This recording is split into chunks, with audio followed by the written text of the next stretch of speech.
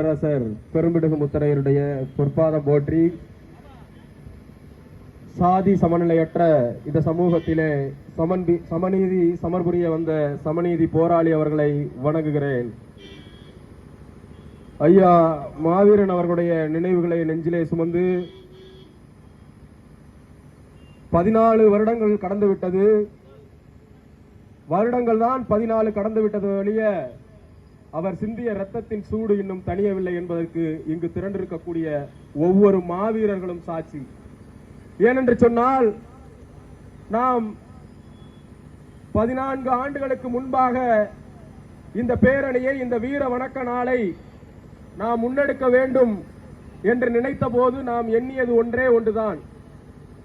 எது மாவீரன் அவர்களுக்கு நாம் செலுத்துகிற உண்மையான வீர வணக்கமாக இருக்கும் என்று சொன்னால், அரசியல் அதிகாரமற்று அடக்கி ஒடுக்கப்படுகிற விளிம்பு நிலை ஏழை எளிய சமூகமாக இருக்கக்கூடிய இந்த முத்தரையர் சமூகத்தை ஓரணியிலே திரட்டி அணியப்படுத்தி அரசியல் அதிகாரத்தை நோக்கி இந்த சமூகத்தை பயணிக்க வைப்பது ஒன்றுதான் ஐயா மாவீரன் அவர்களுக்கு செலுத்தக்கூடிய உண்மையான வீர வணக்கமாக இருக்கும் என்று சொல்லி 14 ஆண்டுகளாக இந்த மண்ணிலே ஐயா அவர்களுக்கு நம்முடைய செம்மாந்த வீர வணக்கத்தை செலுத்திக் கொண்டிருக்கிறோம். என் அன்பார்ந்தவர்களே, நீங்கள் ஒரு உண்மையை விளங்கிக் கொள்ள வேண்டும்.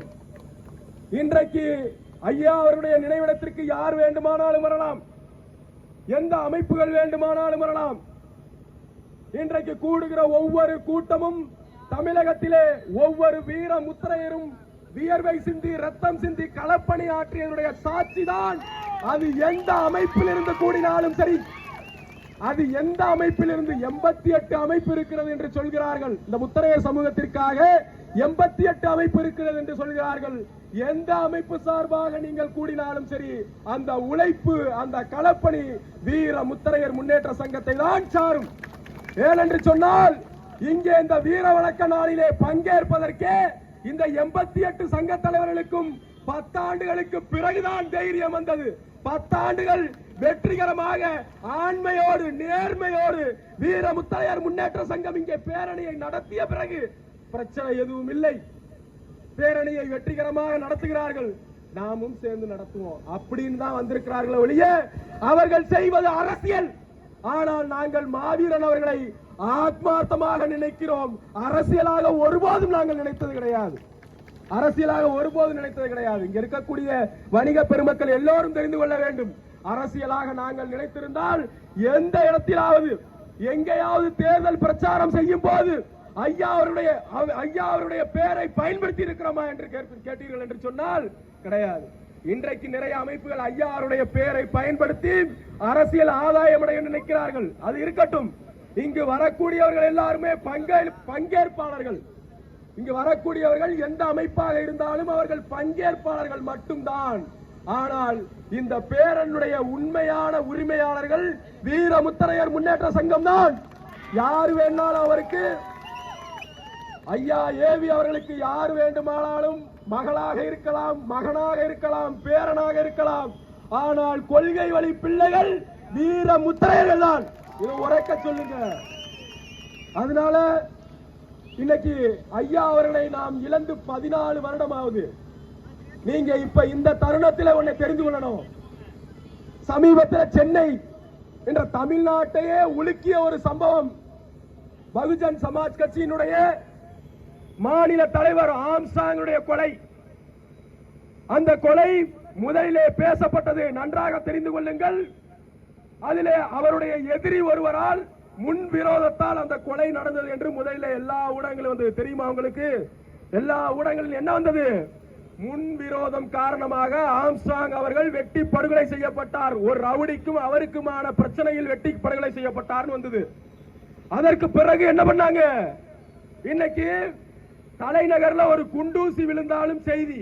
இன்னைக்கு நம்ம இங்க கிட்டத்தட்ட 10,000 பேர் திரறோம். இது செய்தி ஆகாது. இதே வள்ளுவர் கோட்டத்தில் 200 பேர் திரண்டீங்கன்னு சொன்னா அது மிகப்பெரிய செய்தியா வரும். அதுபோல ஆம்ஸ்ட்ராங் அவர்களுடைய கொலையை, இந்த கொலையிலே இன்னும் அதிகமான நபர்கள் சம்பந்தப்பட்டிருக்கிறார்கள். இன்னும் எத்தனையோ பேர் இதில் சம்பந்தப்பட்டிருக்கிறார்கள். இதை விசாரிக்க வேண்டும் என்று சொன்னவுடன் அரசாங்கம் பணிந்தது. கிட்டத்தட்ட 1 வார காலம் அத்துணை முன்னணி ஊடகங்களையும் ஆம்ஸ்ட்ராங்குடைய அந்த செய்திதான் ஆக்கிரமித்திருந்தது. இன்று வரை இன்னைக்குதான் 2 நாளைக்கு முன்னாடி தான் 4000 பக்கம் குற்றப்பத்திரிகை தாக்கல் பண்ணியிருக்காங்க. ஆனால் அவர் ஒரு தேசிய கட்சியினுடைய மாநில தலைவர் தான். எந்த அரசு பொறுப்பிலும் இல்லை. எந்த அரசியல் கட்சியினுடைய அமைச்சராகவோ எம்எல்ஏவாகவோ இல்லை.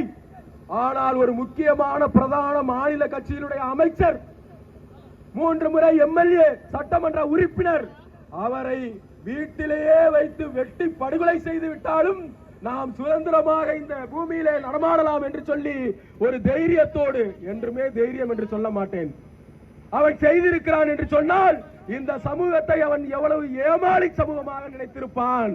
அந்த கொலை யாரால் நடந்தது, யார் சொல்லி நடந்தது? இன்னைக்கு ஆம்சாங் கொலையில 30க்கும் மேற்பட்ட நபர்களை கைது பண்ணியிருக்கிறார்கள். கடைசி வரை 22 பேர் இப்பதான் முடிச்சிருக்காங்க சார்ஜ் ஷீட் போட்டு. இதே ஐயா அவருடைய கொலையிலையும் மிகப்பெரிய புள்ளிகள் சம்பந்தப்பட்டிருந்தார்கள். நம்மளால விசாரிக்க வைக்க முடிஞ்சதா? இன்னைக்கு இந்த கொலை வழக்கினுடைய நிலவரம் என்னன்னு தெரியுமா யாருக்காவது? இந்த கொலையை செய்தவர்கள் யார் என்று தெரியுமா? யார் தூண்டுதலால் செய்யப்பட்டது என்று தெரியுமா? ஏன் ஆம்சாங் கொலையை போல இந்த முத்தரையர் சமூகத்திலே ஒரு பிரதான தலைவராக இருந்த ஐயா வெங்கடாச்சலுடைய கொலையை நாம் விசாரிக்க வைக்க முடியல? எல்லாத்துக்கும் ஒரே ஒரு காரணம், அரசியல். நீங்க எந்த புள்ளியில சுத்தி வந்தாலும் சரி, அரசியல் ஒன்றுதான்.